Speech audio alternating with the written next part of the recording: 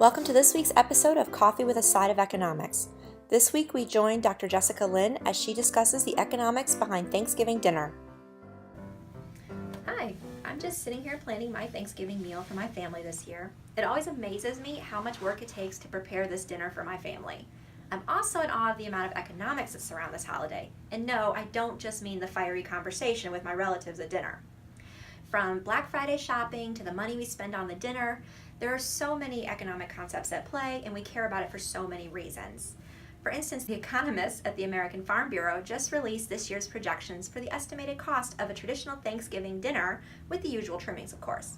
They estimate that for a 10-person meal, it should cost the average family around $48.90, a decline from about 22 cents from last year.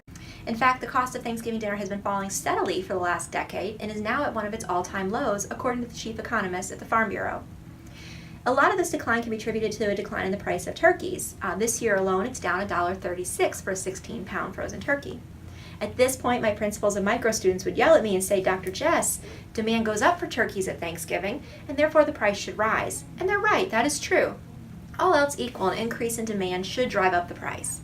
But we're forgetting about supply. The supply of turkeys is actually determined many months before the holiday season. And when the supply increases, that ultimately can drive the price down, despite that spike in demand. Now, the supply of turkeys actually has historical significance as well. Back in 1954, Swanson was faced with a very large excess supply of turkeys. They were inspired by the airline industry's meal trays and therefore created our very first ever TV dinners. Although it's fun to impress your guests with the knowledge of Thanksgiving prices, the Thanksgiving Index is also important for macroeconomic reasons as well. It's a great measure of inflation. It's a fixed market basket of goods that we can look at every single year and check changes in price levels.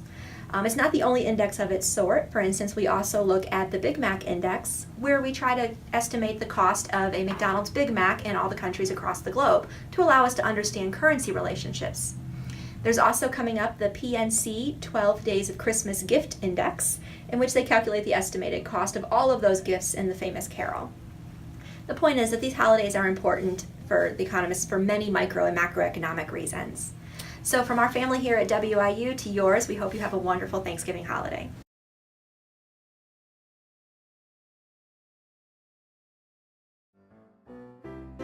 That concludes this week's episode of Coffee with a Side of Economics.